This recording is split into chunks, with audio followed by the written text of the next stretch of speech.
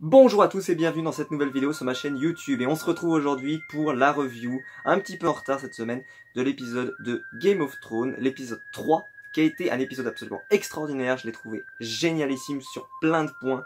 C'était un épisode, je pense, central dans la série, qui a vraiment provoqué une rupture, car elle a fait avancer, je pense, toutes les histoires. Il doit y avoir qu'une histoire qui n'a pas avancé, toutes les autres ont vraiment soit fait un bond de géant, soit avancé un petit peu, donc ça c'est plutôt très bon.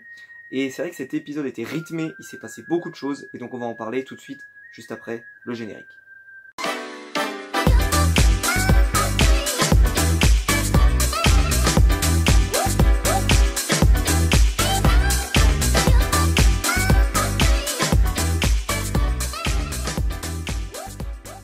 Alors pour commencer, on va parler peut-être de la chose qu'on attendait le plus, il s'agit de la rencontre entre Jon Snow et Daenerys. Jon Snow, personnage absolument extraordinaire de la série, que j'aime beaucoup et que j'avais envie vraiment de voir cette rencontre. Et j'avais peur, je vous le cache pas, que cette rencontre ne donne pas de très bons résultats. Et alors je trouve que c'est une scène qui était particulièrement géniale. Alors tout d'abord, la scène s'articule en plusieurs points, donc on va essayer de parler de chaque point. Premier point, d'abord, Tyrion accueille Jon Snow. Là, dans cet épisode, on a énormément de petites références. Elles sont légères, mais c'est des petites références à des choses qui ont pu se passer précédemment, etc. Mais ça, c'était vraiment très sympa. D'ailleurs, on voyait que Jon Snow et Tyrion s'apprécient déjà. Et que, malgré que pourtant ils soient dans deux familles qui pourtant, franchement, ne sont pas très amies, les deux ont une capacité à pouvoir s'apprécier qui est plutôt intéressante. Et peut-être que dans la suite, ça pourra aider Jon Snow à faire, comme il a eu un petit coup de main par Tyrion, peut-être qu'il pourra avoir une relation un petit peu plus forte avec Daenerys, avec les saisons qui avancent. Surtout les épisodes. Et après, Jon Snow arrive devant Daenerys. Daenerys, une version un peu glorifiée de la reine, c'est-à-dire, bon d'abord il y a eu les dragons, bon déjà ça en impose, et ensuite la reine posée sur son magnifique trône, d'ailleurs moi je le trouve ce trône bien plus joli que celui du trône de fer, ce n'est que mon avis. Et là, il y a eu cette position où d'ailleurs ça a fait énormément parler, et dans la théorie, qui disent que Daenerys pourrait être la grande méchante de l'histoire, et est-ce que justement, eh bien ces réactions un petit peu, alors enfantile, je vais pas le dire ça comme ça, mais c'est un peu le cas, c'est-à-dire qu'elle s'est mise en position vraiment de glorifier de reine, et on a l'impression qu'elle ne veut aucune personne qui soit en désaccord avec elle, personne ne peut contredire ce qu'elle va dire, et donc en fait ces conseillers, est-ce qu'ils ont une position de conseiller, ou est-ce qu'il faut simplement dire oui à tout ce que Daenerys veut.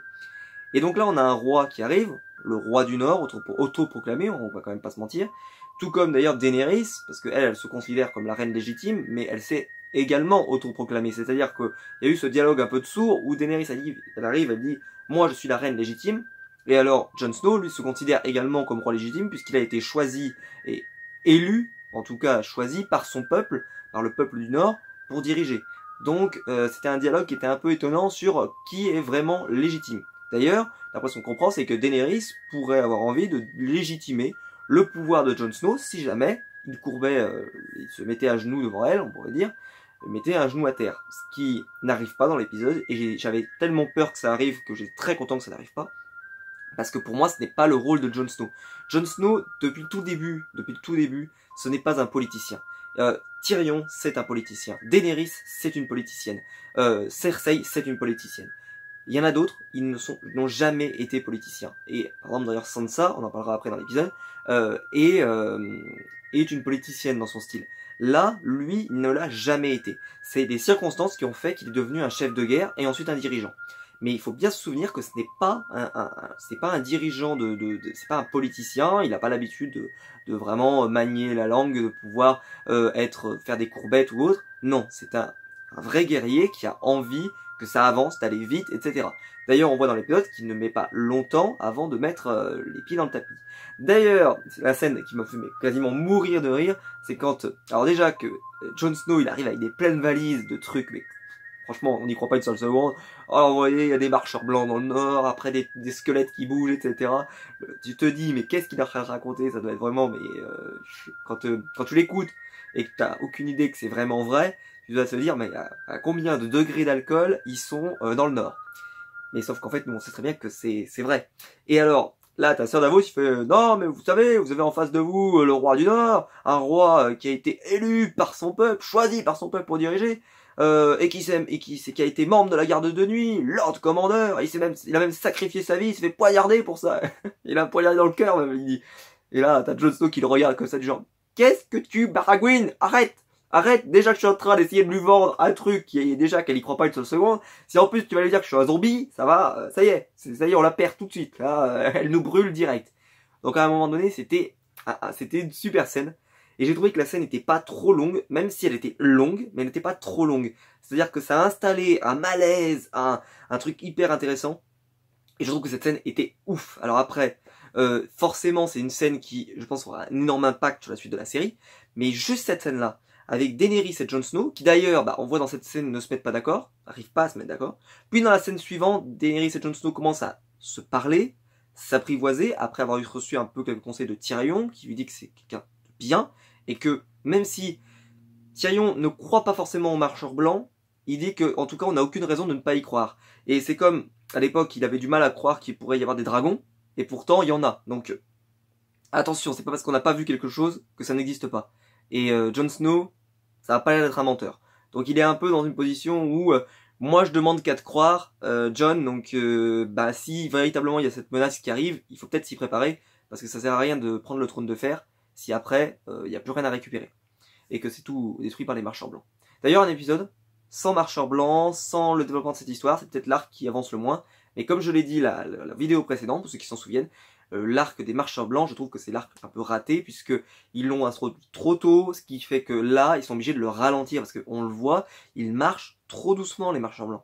C'est vraiment, ils devraient déjà être là, déjà depuis, je pense, au moins une saison. Et là, c'est trop lent. À un moment donné, il faut que ça avance plus vite, sauf que les autres histoires doivent avancer plus vite. Donc forcément, ça fait que l'histoire des marchands blancs, on la met un peu de côté et on en parle, mais on peut pas vraiment la faire avancer. Donc ensuite, il y a l'accord qui est signé avec Jon et Daenerys, qui permet à Jon de pouvoir extraire le ver dragon, qui permet de tuer les marchands blancs. Voilà. Donc c'est un peu le bilan un peu de cette partie-là que j'ai adoré. Pas vous mentir, j'ai adoré. Je trouve que, déjà parce que Jon Snow, Daenerys et Tyrion, c'est quand même clairement les trois personnages forts de la série, hein, on va pas se mentir. D'ailleurs, ça a aussi un peu révélé la série, c'est-à-dire qu'est-ce qu'elle va devenir, cette saison s'appelle, je crois, le feu et la glace, quelque chose comme ça. Donc on peut supposer que Daenerys sera le feu et Jon Snow la glace, deux arcs majeurs, chacun dans son coin. Je pense que c'est ça, vers ça que la série veut nous amener. Et j'en parle également maintenant, Varys a vu la sorcière rouge. Il parlait de tout et de rien. Et la sorcière rouge a dit qu'elle se tirait, tant mieux parce que ce personnage est quand même assez inutile dans la série. Plus ça avance, plus il est inutile. À part pour nous avoir ressuscité Jon Snow, ce personnage est quand même très très moyen. Et elle annonce à Varys qu'il va mourir à Westeros. Donc cette information je la donne maintenant parce que je sais absolument pas à quoi ça correspond. Je pense qu'on n'aura pas la réponse cette saison. Je pense pas. Mais voilà, il va mourir à Westeros. Mais elle ne donne pas d'indication quand, comment, est-ce que c'est une guerre, on ne sait pas. Donc vraiment, cette partie-là était extraordinaire. Donc ensuite, le deuxième arc qui avance le plus, donc c'est celui où Euron Greyjoy va voir Cersei Lannister. Tout d'abord, d'ailleurs, on a pu voir que Cersei revendique désormais sa relation avec Jaime Lannister. Étonnant quand même, parce que on a pu voir que la foule pouvait se retourner contre son souverain assez facilement. Je trouve ça assez étonnant qu'elle prenne ce genre de risque. C'est vraiment de se considérer comme toute puissante. Et on va y revenir parce que j'ai une théorie là-dessus, on essaiera de la développer à la fin. Pour revenir sur nos moutons, cette scène était pas très intéressante. C'est-à-dire que déjà, moi j'ai un problème avec Euron Greyjoy, vous le savez, je vais pas y revenir, j'y suis déjà revenu dans des vidéos, normalement il devrait être décédé, mort, et là il arrive, il est en pleine feu forme, il monte sur son cheval, tout fier, tout content, il arrive dans la salle, il apporte ses prisonniers, donc bien sûr il garde la Greyjoy parce que celle-là, il faut qu'il s'en occupe, et il remet la meurtrière de la fille de Cersei, il lui dit bah voilà, tu peux t'éclater avec. Ah, au fait, est-ce qu'on va se marier? Il lui dit non, on se mariera après la guerre. Donc on peut supposer que Euron Greyjoy crèvera bien avant, hein, tué soit par Jaime, soit par Cersei, soit par tout le monde, on ne sait pas. En tout cas, ça se produira absolument pas, c'est impossible. Donc d'ailleurs, il a un langage très cru. Je trouve ce personnage qui est franchement plutôt bien fait, mais pour l'instant, il est très loin de Ramsay, quoi. On en avait parlé dans les commentaires de la première vidéo où j'avais mis en doute sa capacité à être véritablement ce personnage, et même dans l'épisode 2. Et dans l'épisode 3, je l'avais toujours en doute. Je considère que ce personnage en fait beaucoup, fait des caisses, etc. Est-ce que c'est autant utile? Je ne sais pas, j'ai quelques doutes. Mais voilà, c'est vrai que c'était une partie peut-être qui a le moins avancé, dont celle de Ron Greyjoy. Par contre, celle de Cersei, qui après se venge de la mort de sa fille, cette scène était dantesque. L'histoire du poison et tout, mais c'était génial. J'ai trouvé que la scène était géniale. Alors pour ceux qui connaissent les films d'horreur, ça me fait penser vraiment à Saw, c'est-à-dire avec des gens qui sont enchaînés et un peu vraiment c'est avec quelqu'un qui arriverait et qui vous dirait vivre ou mourir, à vous de choisir. Et c'était limite, par exemple, je me suis demandé si elle allait pas lui leur faire un truc, et ça aurait été génial, un truc vraiment à Saw, c'est-à-dire elle pose la fiole de poison, elle dit vous avez tué ma fille, vous êtes responsable de celle-ci, vous avez le choix aujourd'hui soit de mourir, soit de tuer votre fille. À vous de voir, à vous de choisir. Bon, ça n'a pas été produit, ça s'est produit beaucoup plus cruellement. Cersei a directement empoisonné sa fille, mais j'ai trouvé ça génialissime. Vraiment, cette scène était super top. Et comme je dis, l'épisode était rythmé parce que là, franchement, on avançait, j'étais super content. Et voilà, l'arc, on pourrait dire un peu de Euron Greyjoy avance bien. L'arc de Cersei avance bien. Donc ça, je suis plutôt très content de cette partie-là de l'épisode. Ensuite, je l'évoque très rapidement, il y a cette histoire d'argent, que la guerre coûte très cher. Alors pour moi, il y a un petit problème dans cette scène-là, alors je ne sais pas pourquoi, mais moi j'ai un petit problème. C'est qu'on parle d'argent. Les Lannister font une guerre contre les Targaryens pour garder le trône. On leur dit ça va vous coûter très cher, vous êtes déjà endettés, et on a un problème. Cersei lui dit on va vous rembourser dans une semaine, ou dans 10 jours je crois, je ne sais plus. Bref, on va vous rembourser. Et en fait j'ai un petit problème, c'est que par exemple Cersei, alors on lui dit que ça coûte très cher, qu'elle peut pas payer, alors que Daenerys par contre peut payer. Alors que quand elle avait des esclaves, il n'y a pas de problème puisque quand c'était des esclaves, eh ben on paye pas les esclaves. Mais maintenant que ce sont tous des hommes libres, normalement, il faut payer les gens. Donc c'est très très étonnant que elle justement ça ne lui coûte rien. C'est-à-dire que elle, ça ne lui coûte rien. Alors que Cersei, ça lui coûte une blinde. À Daenerys, elle, on a l'impression que c'est gratuit. Voilà, ça fait une petite incohérence, mais qui est pas grave, c'est juste parce que dans le scénario, il vaut mieux que ce soit les Lannister qui payent. Surtout avec le côté, on paye toujours leur dette, etc. Surtout que Daenerys n'a jamais rencontré la banque de fer. Mais j'ai trouvé ça un peu étonnant qu'on vienne mettre ça sur la table et que, si on pense à Daenerys, elle aussi, elle devrait y passer. Parce que ça coûte cher, la guerre, et elle a un nombre d'hommes absolument dingue, elle a une flotte, etc. Normalement, ça coûte cher. Pour elle, c'est gratuit, elle a dû gagner au loto, je ne sais pas. Si jamais vous avez une idée de comment elle finance tout ça dans les commentaires, parce que ça m'a semblé particulièrement bizarre et étonnant. Surtout que ce ne sont plus des esclaves, je le reprécise. Ensuite, rapidement également, Jorah a été guéri, alors vraiment rapidement, et il a annoncé donc qu'il allait rejoindre Daenerys. Mais d'une rapidité, j'avais jamais vu ça de ma vie. C'est-à-dire vraiment, hop, je pensais qu'on allait le voir souffrir, peut-être avoir des doutes sur lequel il va survivre, etc. Et puis hop, il va survivre. Non, ils ont décidé, hop, direct, il va survivre. C'était quand même très étonnant. Et donc Samuel Tarly a eu une petite promotion et va devoir recopier, donc faire un métier de copiste dans un sorte de monastère là, où il va donc recopier les documents qui sont dans un état difficile, ou peut-être même les traduire, je sais pas trop. Est-ce que c'est dans ces documents-là qu'il va trouver les informations qu'on suppose qu'il va trouver sur peut-être les marcheurs blancs, peut-être même d'ailleurs sur Jon Snow, on peut supposer aussi. Il y a l'information pour l'instant, cette scène n'était que pour finir l'épisode 2, voilà, pas grand chose à en dire, à part que Jorah va probablement aller voir Daenerys. D'ailleurs, cette question est peut-être un peu intéressante, parce que si Jorah arrive à Daenerys, est-ce que Tyrion reste main du roi? Et on va y revenir, puisque avec la fin de l'épisode, je pense qu'il y a des choses à parler là-dessus. Alors ensuite, la scène un peu bizarre l'épisode, et un peu je ne comprends pas. Donc dites-moi, alors là je vous le dis, commentez. Si vous comprenez cette scène, vous m'envoyez un message, et vous m'expliquez cette scène. J'ai vu l'épisode en VO et en VF, et ce n'est pas clair dans les deux épisodes. Donc si jamais vous avez l'information, dites-la moi. Vraiment, on va réfléchir ensemble, vous allez voir. Nous avons Sansa, qui se balade à Winterfell, et qui dirige la zone, donnant certaines indications, etc. Donc, elle a vraiment cette posture de Stark, qui est chez elle, etc. Et là, voilà, petit problème, Peter Baelish arrive. On sent qu'elle peut plus le blairer, bref. Et là, Peter Baelish lui sort un truc qui n'a ni queue ni tête. C'est-à-dire que ça n'a rien à voir avec ce qui se passe avant. On voit juste que c'est une bonne gestionnaire, elle est capable de gérer une forteresse comme Winterfell, elle y a vécu toute sa vie, je rappelle, donc Elle a vu comment ça fonctionnait, comment sa mère la faisait fonctionner, comment Ned Stark la faisait fonctionner, elle l'a vu. Donc c'est pas très étonnant non plus. On voit qu'elle gère bien, qu'elle a conscience parfois de certaines choses, c'est plutôt très bien. D'ailleurs, il y a une petite incohérence, c'est-à-dire qu'à un moment, ils font des armures, elle dit « Oh bah les lions, il faudrait peut-être y mettre du cuir dessus, parce que quand il va faire bien froid, ça va pas être bien. » Et l'autre, le gars, normalement, c'est un personnage assez âgé, il est censé avoir vécu, je pense, plusieurs guerres, plusieurs gros moments. Il n'y a jamais eu une guerre en hiver, il s'est jamais posé la question, jamais. Faut que ce soit une petite jeune comme Sansa qui vienne lui dire ça. T'as vraiment l'impression que le gars, il n'y a pas la lumière partout. Enfin bref, on rentre pas dans les détails. Bref, revenons-en là-dessus, c'est que Sansa, ensuite il y a Peter Baelish qui vient le voir. Et alors là, la scène, je n'ai rien compris. C'est-à-dire que ça, c'est la scène de l'épisode, mais alors là, vous avez 3 minutes, on ne comprend pas ce qui se passe dans l'épisode. Peter, donc là, comme je l'ai dit, j'ai vraiment dit ce qui se passe, hein, c'est-à-dire que Sansa est en train de gérer.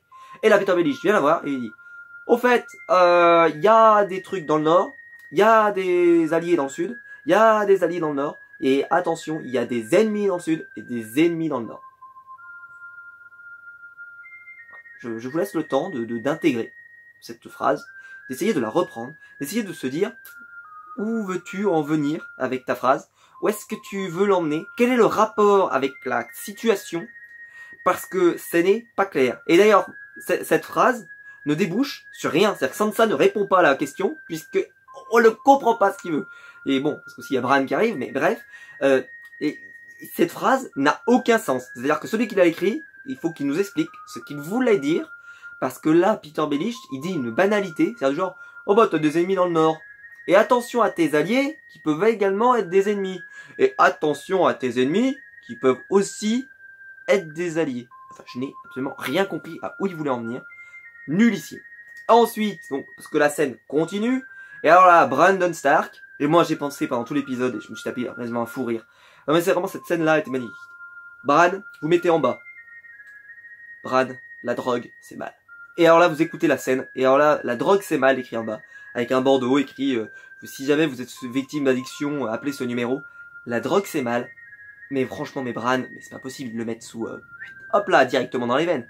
Il était stone, mais comme jamais. Là, cet acteur, putain, mais alors je sais que c'est fait exprès, hein, attention, je comprends, mais quand même, c'était ouf, quoi. Le gars, il arrive, par exemple, la première chose qu'il dit à Sansa, il l'a pas revu quand même depuis la saison 1, si je me souviens bien, oui, la saison 1, donc ça fait 7 ans.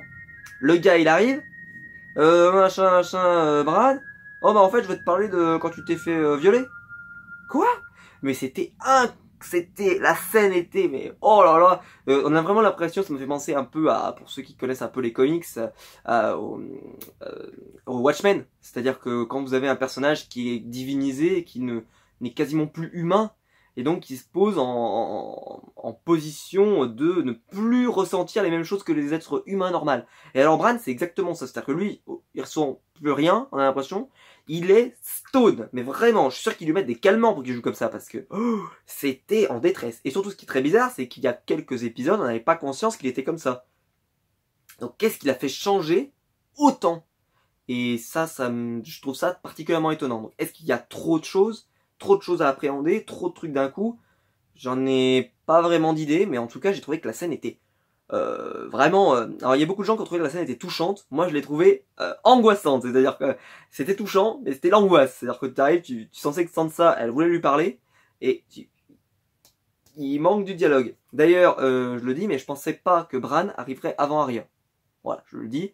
Et d'ailleurs, je le passe tout de suite maintenant, mais Bran est arrivé dans la série, enfin dans Winterfell, en expliquant qu'il voulait trouver Jon. Donc, est-ce que c'est enfin le moment où on va apprendre que Jon est un Targaryen, et que ce soit officiel, on va le savoir, je pense, assez rapidement, peut-être pas dans l'épisode prochain, mais peut-être dans 2 épisodes, parce qu'il faut, si jamais on annonce ça, peut-être même que ce sera la fin de la saison, ça me semblerait étonnant, mais bon quand même, ça pourrait créer une vraie rupture dans la série. En sachant qu'on a que 7 épisodes, donc l'épisode prochain sera normalement l'épisode de milieu de saison. Donc ça veut dire qu'on va basculer dans il va falloir que les chaînes avancent, quoi. Il faut que... Donc je serais pas surpris qu'il se passe des choses dans l'épisode suivant et qu'il y ait beaucoup de choses qui se passent. D'ailleurs, j'en reviens tout de suite, mais c'est que je trouve que l'épisode était rythmé et que cette scène-là, un peu, voilà, où le gars il est sur Xanax, ça a un peu fait retomber l'épisode et heureusement la fin, en fait, c'est que je pense qu'ils l'ont placé là exprès pour qu'il y ait un petit moment de calme avant la fin qui était particulièrement extraordinaire. Et on va y revenir tout de suite. Et donc là, on va faire la partie 2 de cette vidéo, la vidéo épisode 2, c'est-à-dire qu'en fait, on arrive, j'avais fait Tyrion, chef de guerre, partie 1, et ben on va faire Tyrion, chef de guerre, partie 2, puisque dans l'épisode 2, j'avais fait Tyrion, chef de guerre, j'avais jamais pris conscience que c'était un chef de guerre, et ben je peux vous dire que dans l'épisode 3, on prend conscience que c'est un chef de guerre, et malheureusement, c'est un raté, c'est dommage. Voilà, 2 ratés quand même dans 2 épisodes, ça fait beaucoup. Donc je reviens justement à ce que je disais, c'est-à-dire que Jorah peut devenir roi du roi, parce que si ça continue comme ça, Tyrion n'est tout simplement pas capable de faire un plan qui gagne pour l'instant. Alors, je l'ai dit, je l'avais dit, je crois, dans ma vidéo de pré-saison, j'avais expliqué que Daenerys est trop forte pour gagner le trône de fer. Et justement, en fait, je crois que pour remettre les pendules à l'heure, en fait, ils ont décidé, au lieu de continuer de la mettre en surpuissance, et comme ça on savait qu'elle allait perdre, eh ben, ils ont décidé d'abaisser sa puissance, comme ça remet le suspense. Je sais pas si j'arrive à me faire comprendre. C'est-à-dire que pour moi, quand j'avais fait la vidéo, la première vidéo sur ma chaîne, j'avais dit, y a pas de suspense, Daenerys ne peut pas gagner, elle est trop forte. Dragon, une flotte de malades, une armée gigantesque, impossible qu'elle perde. Et là, en fait, elle perd progressivement pas mal de ses atouts. Bon, elle lui reste toujours les dragons, il lui reste toujours une armée quand même qui est imposante, donc attention, d'ailleurs on n'a toujours pas vu certains corps de l'armée. Donc ça c'est plutôt intéressant. Mais surtout les Dothraki par exemple. On a surtout vu Vergris. Donc forcément ça pose question. Donc là l'épisode était particulièrement bien tourné, parce que j'en ai pas forcément parlé, mais la production de cet épisode était ouf. Alors j'en ai parlé dans l'épisode précédent, où j'ai trouvé que la question production c'était quand même très moche, c'est-à-dire que par exemple la scène finale, avec la bataille en mer et tout, on sentait qu'il y avait des décors qui étaient un peu piqués les yeux, etc. C'était quand même moyen. Là, on va pas se mentir, l'épisode est ouf. Mais vraiment, l'épisode est ouf. Donc on va essayer de parler comment ils l'ont produit. Tout d'abord, voix off. Et ça, je crois que on l'a jamais vu, ou j'ai pas souvenir, dans Game of Thrones. J'avais jamais vu un moment où t'as vraiment une voix off qui s'exprime comme ça, etc. Là, on voit Tyrion en position de chef de guerre et qui se lance dans quelque chose. Tyrion, qu'est-ce qu'il fait? C'est ça qui est très important, c'est qu'est-ce que fait Tyrion? Il dit, je connais les failles de Castral Rock, on va le prendre en 5 minutes. Que nous montre l'épisode? Ils prennent la ville en 5 minutes. On a l'impression que c'est une facilité, etc. Donc là on se dit, ah, Tyrion en chef de guerre, ça marche même très bien. Et alors là, on voit Vergris qui est un peu dubitatif, il a ce visage un peu comme ça, que se passe-t-il? Et en fait, il constate qu'il n'y a personne dans la ville, à part quelques hommes pour faire semblant, mais il y a très peu de monde. Et là, pam, basculement, plus de voix off, parce que là, Tyrion termine sa voix off comme si, du genre, j'ai réussi mon plan, puisque son plan s'est déroulé exactement comme il l'avait prédit. Et, hop, basculement, Jaime Lannister qui apparaît. Et alors là, je peux vous dire que Jaime, en plus, avec son armure, là, franchement, mais c'est super classe. Je trouve que vraiment ce personnage, moi, c'est un de mes personnages préférés. C'est peut-être même mon personnage préféré de la série. Donc quand je le vois, pour moi, c'est un dieu. Il arrive, son armée et tout, c'était ouf. Et alors là, il va au jardin. Et je le dis tout de suite, il prend au jardin, très rapidement également. Donc là, on passe à une autre stratégie. C'est-à-dire qu'en fait, on a une première stratégie de Tyrion qui gagne, mais qui gagne pas totalement. Et là, bam, Jaime Lannister qui apparaît. Et en fait, on se rend compte que le vrai stratège, c'est Jaime Lannister et les Lannister qui, stratégiquement, sont bien meilleurs. Ils prennent la ville de Haut-Jardin. Ils prennent, alors ça je l'avais pas vu à mon premier visionnage, je l'ai vu à mon deuxième visionnage quand j'ai regardé la VF, d'abord je la regarde en VO puis ensuite en VF. Et bien, surtout pour essayer de comprendre ce qu'avait dit Peter Baelish. C'était la seule raison pour laquelle je la regarde en VF. Vraiment, c'est comment, qu'est-ce que tu as dit Peter? Et là, on se pose et Jaime prend la ville. Et là, en fait, quand j'ai revu l'épisode, j'ai vu que, en fait, pourquoi ils l'ont fait, c'est que c'est en rapport avec l'épisode, avec le début de l'épisode, où Cersei parle de payer la banque de fer dans une semaine.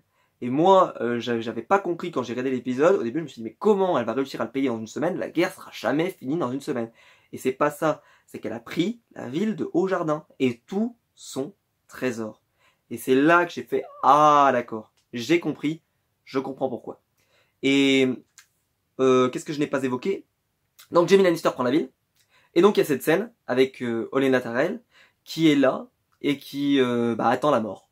Et cette scène, je l'ai trouvée absolument dantesque. Et là, on va y revenir un petit peu, parce que je voulais revenir par rapport à ce que j'avais dit en début d'épisode.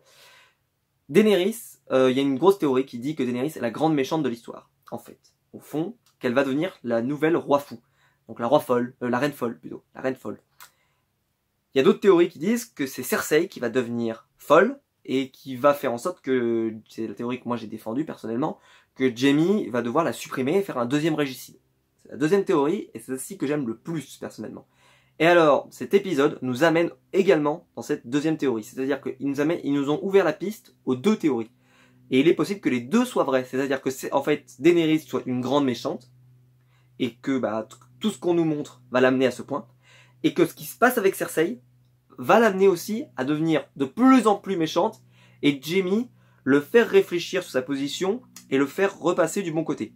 Je trouve qu'en fait les deux théories se complètent. Et c'est ça qui est important, c'est que les deux théories peuvent être vraies aujourd'hui. Alors que moi je pensais que ce serait soit l'une, soit l'autre. Qu'on pourrait pas avoir deux méchants qui monteraient autant. Mais en fait si, parce que il y a un Jon Snow qui par contre, ou Sansa, qui sont très solaires. Donc ça fait contrepoids, il n'y a pas que des méchants dans l'histoire. Ou même dans le camp de Daenerys, en fait, parce qu'il y a Tyrion, qui est très solaire. Dans le camp de Cersei, Jaime, qui essaie de faire un peu son mieux. Et donc forcément, ça pose question. Donc après, il y a la scène du poison, Jaime empoisonne, et donc elle décide de mourir, voilà, et mourir dignement, une mort particulièrement belle. Et là, elle lui annonce que c'est elle qui a provoqué la mort de Joffrey, exactement comme ça, avec du poison. Elle dit que c'est assez ironique. Et là, je pensais que Jaime allait peut-être la trucider ou je ne sais quoi, et non, il part. Voilà, il ne fait que l'empoisonner. Et la scène était géniale. Et alors, pourquoi je voulais en venir jusqu'à là, c'est que dans la scène, on parle, enfin en tout cas Jaime reçoit ce conseil, on lui dit, fais attention, Cersei, tu n'es plus objectif, elle peut devenir vraiment vraiment dangereuse. Et en fait on se rend compte que Jaime n'est plus objectif du tout. Et donc ça pose question de est-ce que Jaime va être encore objectif jusqu'au bout, et donc justement est-ce qu'à un moment il va pas redevenir objectif et décider de supprimer Cersei. Pour l'instant, aucune théorie enfin, rien ne nous a dit que là-dessus, mais le fait que ça soit évoqué, que ça soit placé là, de façon anodine, épisode 3 quand même, proche du milieu de saison, etc., que ça soit placé comme ça, que Cersei peut vraiment avoir un aspect un peu méchant, etc., ça peut jouer beaucoup. Et voilà, je le place maintenant, c'est-à-dire que je pense que cette scène-là a une importance cruciale pour la suite, en fait, de l'histoire, surtout des Lannister en particulier. Et que il y a aussi un renversement des pôles qui s'est produit, c'est-à-dire que là où je voyais que Daenerys était particulièrement grande forme, d'ailleurs la flotte de Daenerys est détruite, mais ça c'est un peu bizarre parce que ça fait que Euron Greyjoy, parce que c'est la faute de Euron Greyjoy, quand il est venu jusqu'à Port-Réal, ça veut dire qu'il est reparti, donc il a une capacité à se téléporter cet homme, et avec sa flotte d'ailleurs, qui est assez prodigieuse. Donc je l'applaudis, bravo, parce que il se téléporte quand même pas mal dans l'histoire, et c'est plutôt pas mal. C'est un beau pouvoir, ça. Hein, il a le même pouvoir que Varys, parce que Varys peut se téléporter, et lui, il peut se téléporter aussi. Bref, blague à part. Donc, elle a perdu sa flotte, elle a une forteresse, mais qui va lui servir à rien, parce qu'elle peut pas la garder, puisqu'il n'y a pas de bouffe, il n'y a rien à l'intérieur. Donc, ça pose question, et donc on va voir avec l'épisode 4, qui, d'après ce que j'ai pu voir dans le trailer, va être un épisode plutôt assez fort et intense. Donc on va voir, peut-être qu'il sera encore meilleur que celui-là. En tout cas, je nous le souhaite. Voilà, la vidéo va se terminer maintenant. N'hésitez pas à mettre un pouce bleu en bas de la vidéo. C'est ce qui aide le plus la chaîne. Donc n'hésitez pas à le mettre. Il n'y a aucune obligation comme d'habitude. Mais si jamais vous avez apprécié le contenu, n'hésitez pas. N'hésitez pas à vous abonner aussi. Donc j'essaie de faire une vidéo par semaine sur plein de sujets. Et en ce moment, donc c'est le marathon Game of Thrones pendant cet été. Et nous, on va se retrouver donc soit très très vite pour la vidéo Game of Thrones. Je vais essayer d'aller beaucoup plus vite. Mais là, avec la chaleur, c'était impossible de tourner les jours précédents. Vraiment, il faisait une chaleur. Vous imaginez pas, mais là, il fait extrêmement chaud. Mais il y a quelques jours, c'était la canicule totale. Donc, c'était impossible pour moi de tourner. Donc, voilà. Donc, on se retrouvera donc nous très vite, soit pour une vidéo sur les figurines pop, soit pour tout plein de vidéos. J'ai plein de projets sur la chaîne. Soit pour mes vidéos Game of Thrones, si c'est pour cela que vous me suivez. Très rapidement, donc la semaine prochaine, pour l'épisode 4 de Game of Thrones. À bientôt!